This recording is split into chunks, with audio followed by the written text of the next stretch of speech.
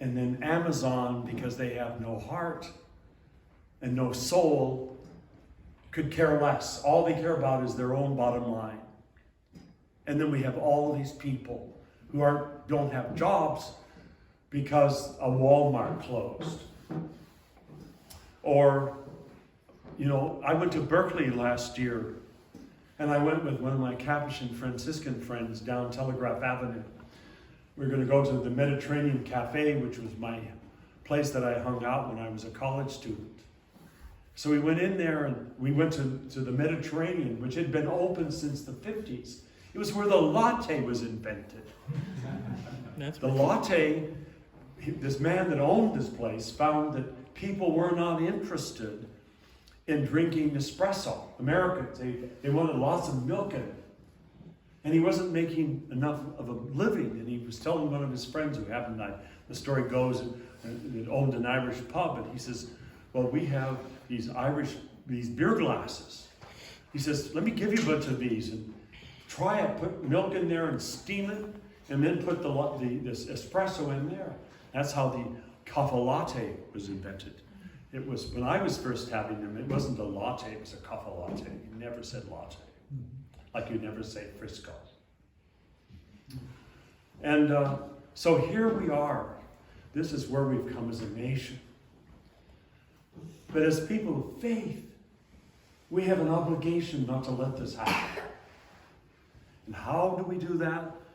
Well, first of all, when we got to the Cafe Mediterranean, it was closed. The door was boarded up.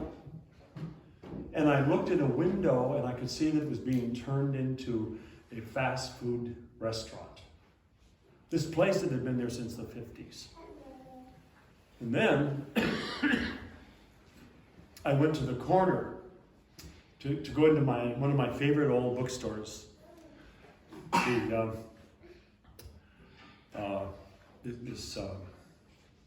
Shakespeare's.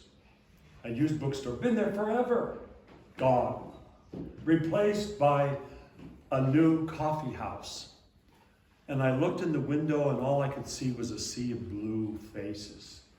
All these young people sitting independent of one another with their laptops open and the blue cast of the light from the laptop. I didn't go in there, didn't want to go in there. So then I said, let's go to the north end of the campus near the Graduate Theological Union. There's a great coffee house there. And we went in. Same thing. Everyone in there all had their laptops open. I didn't see any books. I didn't see any of these young people dialoguing with each other. This is where we used to hang out and talk. And there's no talking. And as I'm ordering my lattes, and my friend Brother Peter and I decided we were going to go outside, and said we didn't want to see this. And so as we were about to go outside, the owner of the building comes in. It was a Palestinian Orthodox Christian that I've known for years.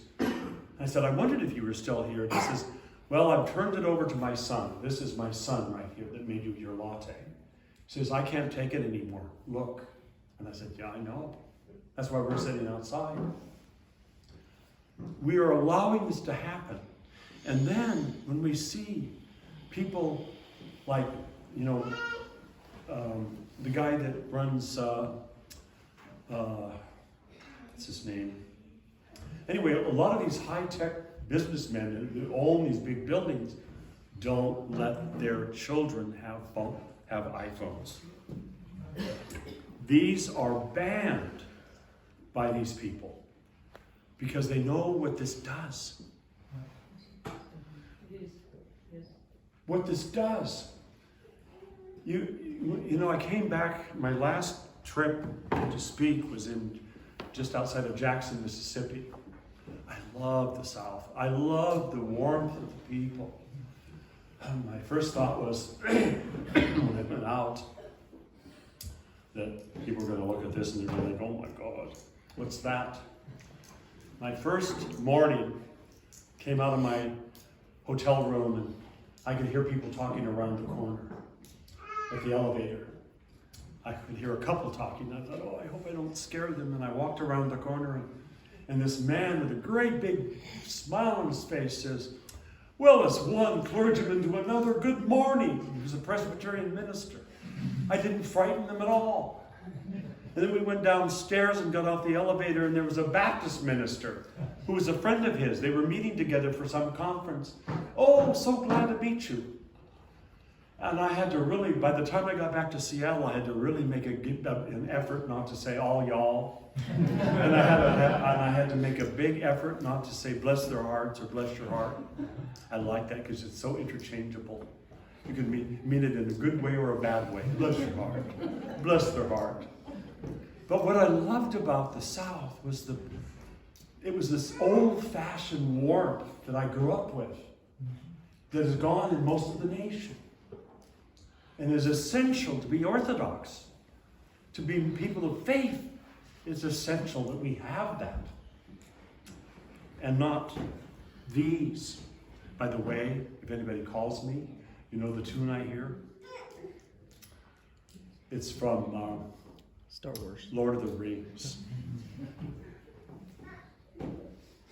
Because so many people have said, oh, it's Gandalf. So I finally decided that, so I was getting off the ferry about a month ago to be picked up on the other side. And as I'm standing on the ferry dock, or on the bow of the ferries, we're coming into West Seattle, there's a bunch of little kids were here, and this little girl about this tall looked up at me and she said, excuse me, but are you Dumbledore? And I said, yes. Oh! And then I got off and I was walking off the ferry dock, and another group of kids that were older caught up with me. And this girl about this tall came up to me and she said, excuse me, but are you Gandalf? And I said, yes. And just as I said that, my phone rang. And she heard the theme. But see, again, this is part of the joy of being, and I'm sure you have this happen to you. Part of the beauty of bringing tradition, Orthodox Christian tradition, into the marketplace. When I go to the famous Pipe Street Market in Seattle, where they have the guys that throw the fish, I know those guys. I've known them for years. Back in '88, when we first moved to the area, I used to have an old guy there who was Greek, and every time he would see me, he would say, Yasu! And so I was telling this to a young spiritual son of mine who was visiting from the Bay Area. And we went over by this market, and as we were walking past, I heard somebody yell out, Yasu! And the old guy had been dead for years, but all these young guys that work there now and own it were yelling out, Yasu! And one of them came up to me and he says, I am now one of the co-owners, and he gave me a big hug. You know, this is true Christianity at work, taking our faith in Christ into the marketplace and not hoarding it.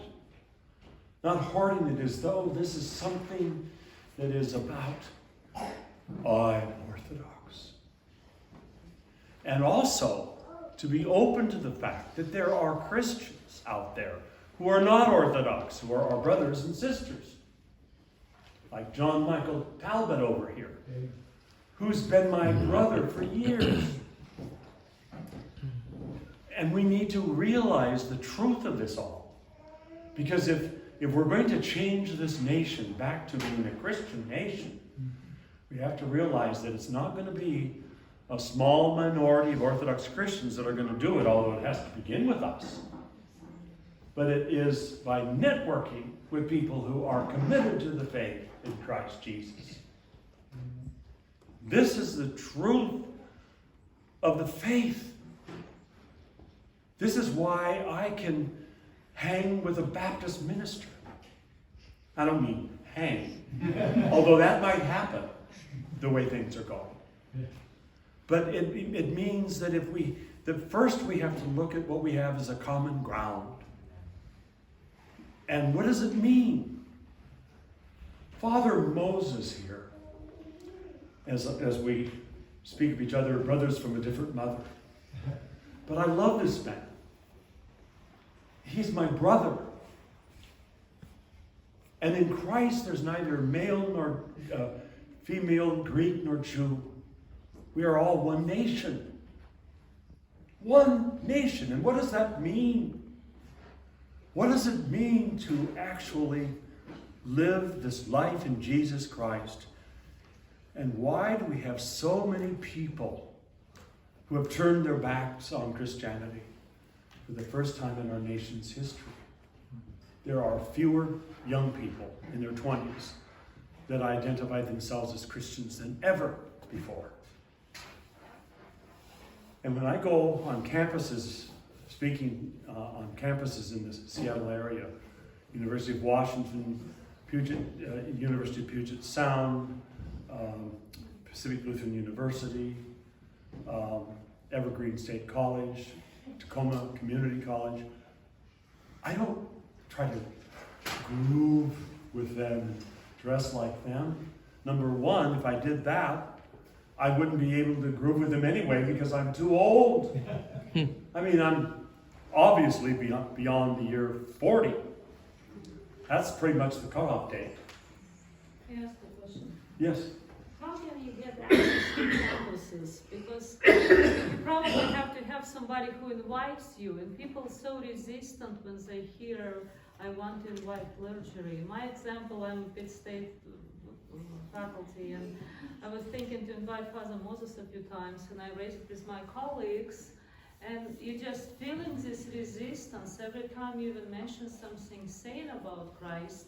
Say like, no, we will be talking about gender change or something like that, but don't even mention Christianity or Christ or even bringing clergy to campus. So how you can get access to this population of young people? You probably should have somebody who will open the door for you, you know? Well, let me tell you one of my experiences about that. Pacific Lutheran University is no longer a Lutheran university. They still call themselves that. They're still guided by Lutheran clergy, and they're still part of the Evangelical Lutheran Church in America. But I've been going to their opening ceremonies for that campus for years because many years ago they made me one of their official chaplains. And it all started when I was asked by one of my students there if I would come and bless his dorm room. It was after Theotokos. So here I am, I've got the holy water, but I thought, we Orthodox, don't just slip in quietly, put a little stole on and flip a little holy water and leave. We have processions. We pull out all the stops. So I arrived on the campus with the cross and the fans. And I had some of the students, one of the guys took the cross and the other two students took the fans. And another student held this can of holy water. And I really love the fact that we use these horsetail Burgess, because you can get a lot of water. So I'm walking across the campus. I said, as long as we're going to go bless your room, let's bless the whole campus. So we're running along there and we're singing this Tryphon that is used for the blessing of waters. And we're singing this, and all these students, there's about 9 of them. And we're going through the campus and we're blessing the buildings, and we get into the elevator to go up to this, I think it was the 4th floor, and we go down to his room, and we walk in, and I said, where are your icons? Oh, well, Father, I have one right here on my desk.